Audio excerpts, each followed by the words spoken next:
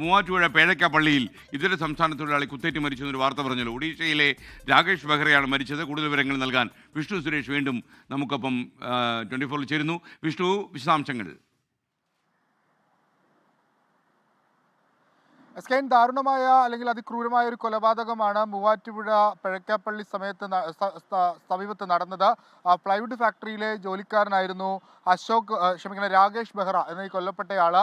ഇയാളുടെ സുഹൃത്ത് ശരത് മാരൻ, ഇയാൾ ഒഡീഷ സ്വദേശിയാണ്. ഇവർ രണ്ടുപേരും ഒരു റൂമിലാണ് താമസിച്ചിരുന്നത്. ഇന്നലെ രാത്രി ഇരുവരും ചേർന്ന് മദ്യപിച്ചു.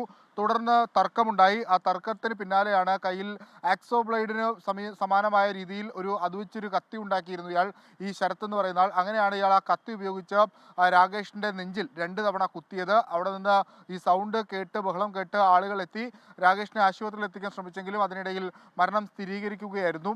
ഈ ശരത്ത് മാരാൻ എന്ന് പറയുന്ന ആളെ നാട്ടുകാർ തന്നെ തടഞ്ഞു വെക്കുകയും പിന്നീട് പോലീസ് എത്തി ആളെ കസ്റ്റഡിയിലെടുക്കുകയും ചെയ്തിട്ടുണ്ട്. ഇതര സംസ്ഥാനക്കാർ തമ്മിലുള്ള പ്രശ്നങ്ങൾ അതിങ്ങനെ വർദ്ധിച്ചു വരുന്ന സാഹചര്യമുണ്ട്. നേരത്തെ പെരുമ്പാവൂരൊക്കെ കഴിഞ്ഞ ദിവസം വലിയ പ്രതിഷേധങ്ങൾ കണ്ടതാണ്. അതിന് പിന്നാലെയാണ് ഇപ്പോൾ മൂവാറ്റുപുഴയിൽ ഇത്തരത്തിലൊരു സംഭവം ഉണ്ടായിരിക്കുന്നത്. എസ്കേൻ, ലോകത്തെവിടെയായാലും ഏത് സമയത്തും 24 വാർത്തകളും ഓഗ്മെന്റഡ് റിയാലിറ്റി പാക്കേജുകളും എക്സ്പ്ലെയിനറുകളും വിശദമായി കാണാൻ ഞങ്ങളുടെ യൂട്യൂബ് ചാനൽ നിങ്ങൾക്ക് സബ്സ്ക്രൈബ് ചെയ്യാം.